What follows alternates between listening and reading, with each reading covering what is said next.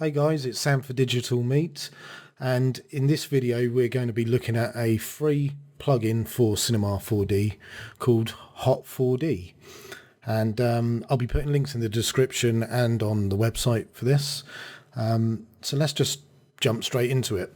Now I've already got it installed, and there's clear instructions at the link to how to install it. I think there's even a video, so I'll leave that part of it to you.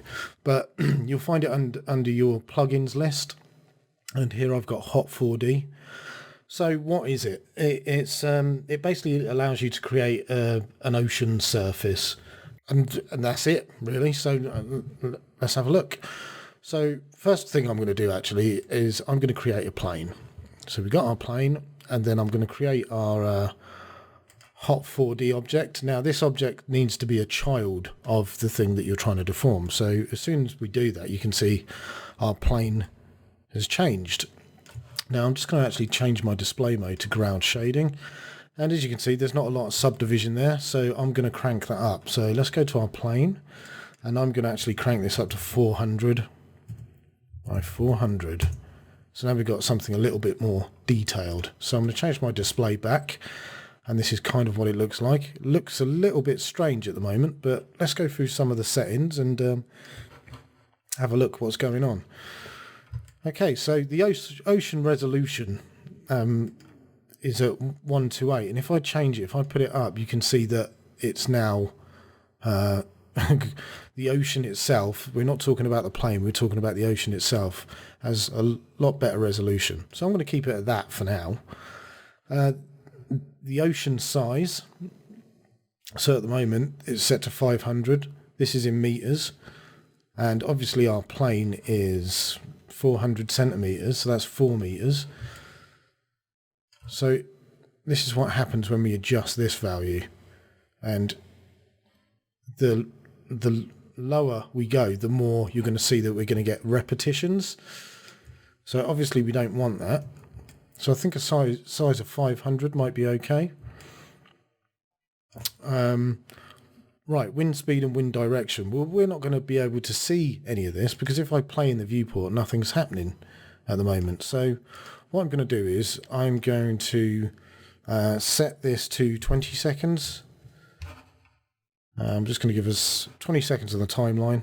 And if we go down to a setting in here called time, we can actually animate this value. So I'm going to go to the start of my timeline and create a keyframe, and I'm going to go all the way to the end and actually bump this up, I don't know, 30, and just keyframe that there. And let's have a look, see what that looks like.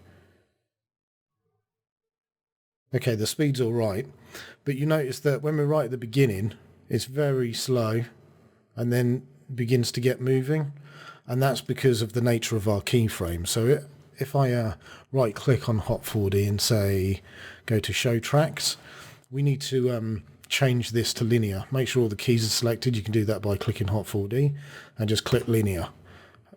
So there should be no ease in and out at the beginning and end of the keyframes. It should be fine all the way through. Okay, so now we've got some movement, and I think you'll agree that's pretty cool, but obviously our ocean needs some tweaking. So let's go back to our settings.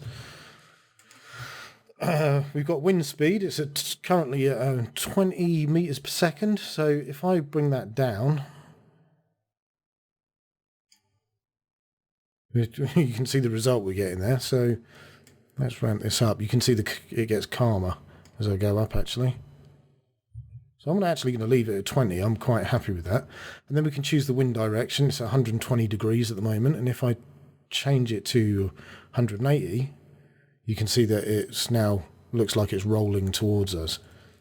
I was quite happy with it moving to the side. So I'm going to keep it at that. Shortest wavelength. If we start cranking this up, you can see that it kind of smooths out the surface. So it kind of culls off what can be the shortest wavelength in meters. So if I keep going, you'll see it gets even smoother. So I'm going to take it back down to what it was. We get a lot more detail. I think our waves are a little bit too much though. In this next setting, approximate wave height, if I half that amount, you can see it sort of tempers our ocean a little bit. Maybe not that much. Maybe I can... No, I think our ocean size is fine. So maybe down to 20, something like that. Yeah, maybe 20 is good. Okay, it's a little bit more manageable now. Okay, this seed, it's a random seed. You've seen this plenty of times before on typical Cinema 4D. What am I thinking of? The effectors. They've always got a seed in there, so it's kind of the same thing. It just randomizes the starting point for our ocean. So I'm just going to leave it, but that's what it does. And now we've got our choppiness. Now this value actually makes, if I bring this down to 0, doesn't look like there's much difference, but if I start cranking this up, you can see what it's doing. And now you've got to be careful. You've got to be pretty careful with this setting, because at 0.5, if you look at a wave crest here, I'm just going to get rid of this grid as well because it's kind of annoying. There we go. We can actually, it's like a pinch for the wave crests really. So if I grab this and start ramping it up, you can see where it's starting to pinch the crests of waves. So, you know, at the top here. But you've got to be careful, because if you go too far, you're going to get some polygon errors where they start crossing over and inverting. So look at that. I mean, that's a weird effect. You may want it. I certainly don't. So I am going to use the choppiness, but I'm going to be very careful about the values I'm using. Maybe 1.2. I think that could be good. Okay, that should do us. The next setting, let's get back to... So we've got this damp reflection. Okay, so this is dampening for wave reflections. It's set to 1 at the moment. So let's play this normally and see what's going on here. And then I'm actually going to decrease this value. And I think it actually sort of dampens the interaction between waves. And I think that you probably can't see too much. Oh, excuse me, I didn't actually pull it down. That'll be why. So now we're not dampening any wave reflection. So when waves hit each other, they will bounce off, and you can see it looks a lot more chaotic now. But as we crank this up, we can see that it kind of tempers those interactions. So again, I was quite happy at 1. Maybe we could bring that down slightly to 9, maybe 0.9 even. Yeah, I'm quite happy with that. Wind alignment. So if we bring this down to 0, you can see that it doesn't look like the ocean surface now travels with the wind, and that's because its alignment with the wind is at 0, and obviously at 1 is going to be in complete alignment with it. So that's what that setting does. Ocean depth. You may be thinking, well, that's pretty strange since it hasn't got any depth. It's a plane, you know. But this basically sort of goes, well, how deep is the water? Because that'll have an effect on the surface, obviously. So ocean depth is at 200 at the moment. And if I go higher, doesn't seem to be that much different. It's at 344 now. And if I go back, doesn't really look that different. And if I go down by 100, again, it doesn't look too much different. But when you start, it does matter, because when you start getting to low values, here we go, we can see a change now. Especially now I'm down to 4 meters. So it's basically saying this ocean's depth is 4 meters, and it has changed the surface. So I'm going back to my 200 meters. I'm also might crank the wave height down slightly as well. Approx wave height, maybe something like 10. Maybe not too much. So let's crank that back up again. I can leave it 14. That's not too bad. Okay, time we've already covered, and well, I think that's pretty much it. Apart from this stuff at the bottom. And to sort of demonstrate that, I think I'm going to make a material for the ocean just so we can, we can give it a good look. So let's create a material. Stop this for the time being. I'm going to whack that material on our ocean. And if I open this up, first thing I'm going to do is go into reflectance and get rid of this horrible specular. And then I'm going to add a Beckman. Ooh, that's a bit much, isn't it? And then for our Beckman, it's layer Fresnel. It's not going to be a conductor because it's not a metal. It's going to be a dielectric. And if we go to these presets, we've already got one for water. So if we go to water and select that, it will give us the correct index of reflection or refraction for the water surface. So that will do us fine. So we're all done in reflectance now. I'm just going to go to colour, and obviously we're going to want some kind of blue. Let's crank this up. That's absolutely awful. So let's start authoring this colour a little bit. So we want to, take some of the saturation out because that looks really unnatural. And we probably want to make it a lot darker as well. And because we're getting a lot of reflection off of this, I'm actually going to change the default reflections by creating a sky. That'll probably help us author our materials a little bit better. And I'm going to go into the content browser, and they're already up, but if you select presets and then search HDRI, just click this little button here and search HDR, we can pick one of these skies. I'm probably going to go for this one, and I can whack that on our sky. Now when you render, you may not want to actually see your sky, so you can right click on that and add a compositing tag and then say scene by camera. Nope. Okay, so back to our lovely material then. It's not quite what I'm looking for. So something with a bit of blue in it. Maybe something like that, actually. That's not too bad. That's not too shabby, is it? Yeah, that'll do. When we render, yep, we're getting something like that. Okay, cool. So now this bottom bit, this is actually where you can add some foam. So let me just pull this up a little bit.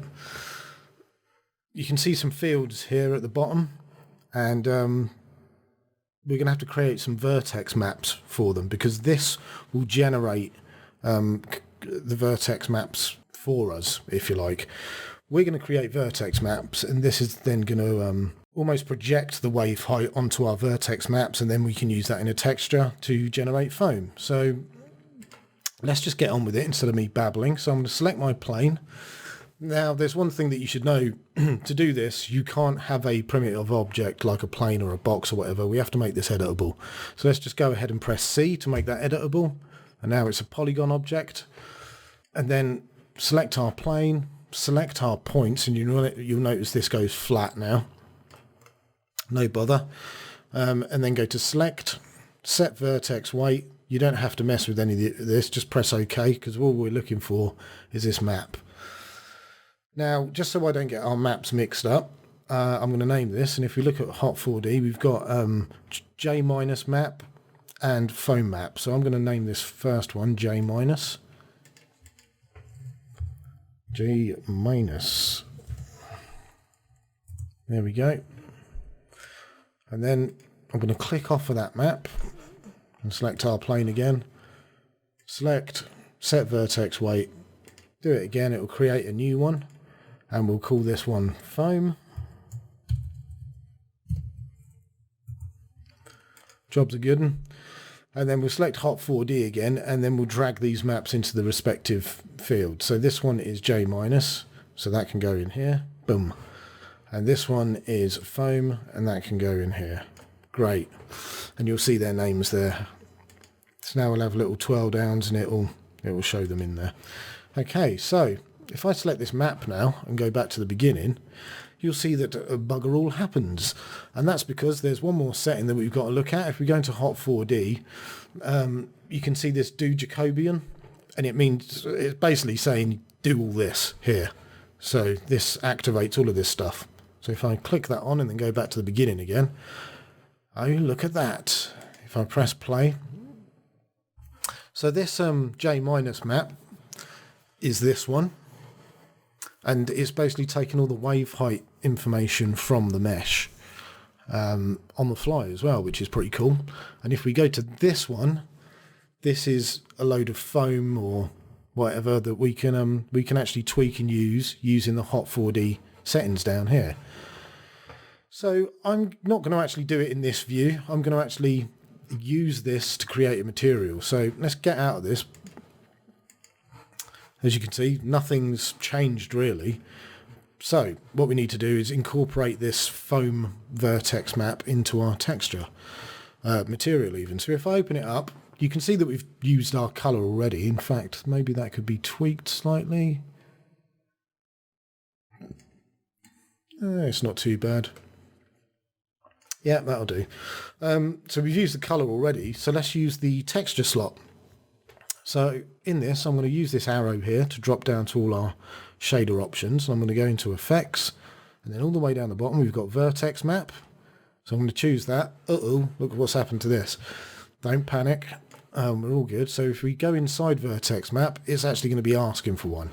So make sure we grab the right one. It's our foam tag that we want, and drag that and put it in here. Okay, so already you can see that that's had an effect on our ocean, but our ocean color isn't right. And that's because we're just using the vertex map.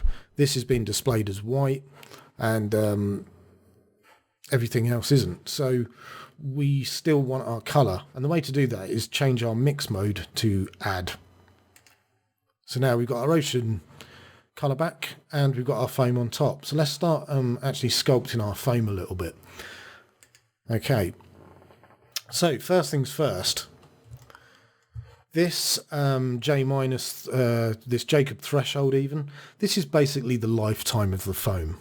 So if I bring this all the way down, you can see its lifetime is forever because it's just completely white. And if I start cranking this up, you'll start noticing that it fades away. So I'm actually going to leave this at 0.5 because its lifetime is actually fine. But then we've got our foam threshold, and this decides where the foam is. So let's start, there we go. So as you start raising that up, you're actually able to really tailor where this is. So you can have it right on the peaks of waves, very subtle. And then you could alter your lifetime so they hang around a little bit more, something like that. Or if you wanted a lot more foam, or even a little bit, put it down to 3 and you get this kind of thing.